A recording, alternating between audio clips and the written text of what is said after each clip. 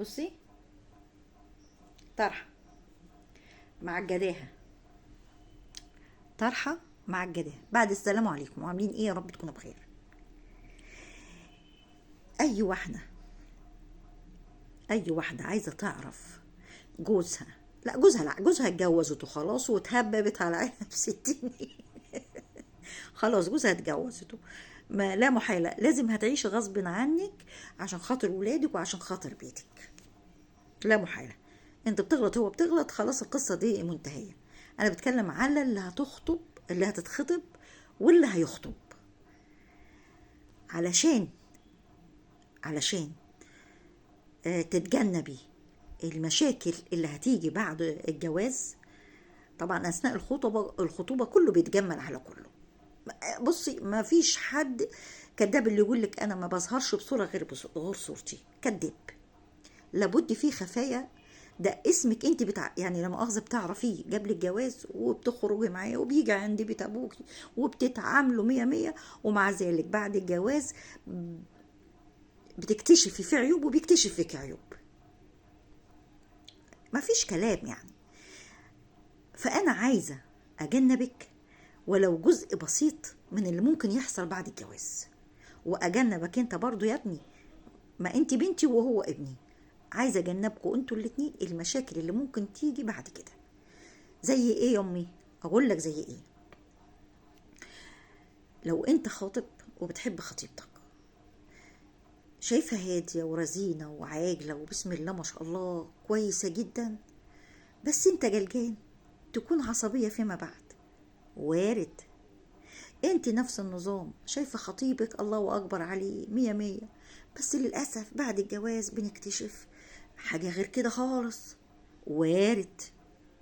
يخبط في التلاجة، يخبط في الحلل، يكسر المرايات من أجل شيء في أثناء الخطوبة، بيستحمل وحاضر ونعم والدنيا حلوة والكلام ده كله.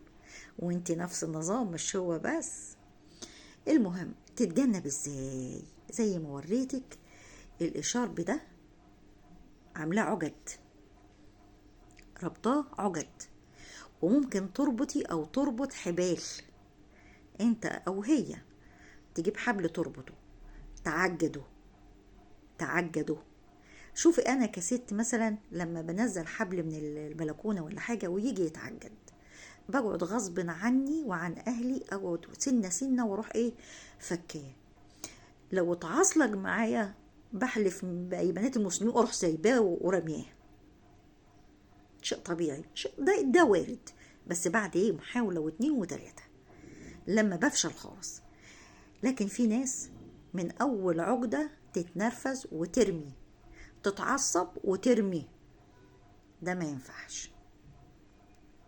انت اعمل كده، هات اشارب عجده، هات حبل معاك، هات اي حاجة واردة انها ما تتحلش بسرعة. وشوف رد فعل خطيبتك، شوف رد فعلها ايه، وابني على ذلك النظرية بتاعتك. وانت نفس النظام، هاتي قولوا مش عارفه فك دي، مش عارفه ايه، وشوفيه ولاحظيه كويس جدا. والله اللي جيتيه او اللي جيتها بتفكها بهدوء وكويسه في الفك بتاعها، لا بيبان. هتمثل قدامك، لا لا لا، هتقول على جال خالص، هقول لك خد، لا لا لا مش نافعه. وهي بتتفك، والعقده بتتفك وسهله انها تتفك. لكن ممكن جدا من العصبيه بتاعته وعدم صبره ما تتفكش. ما عندوش صبر وعصبيته سابقاه، فمليش طولة بال ان يقعد يحل.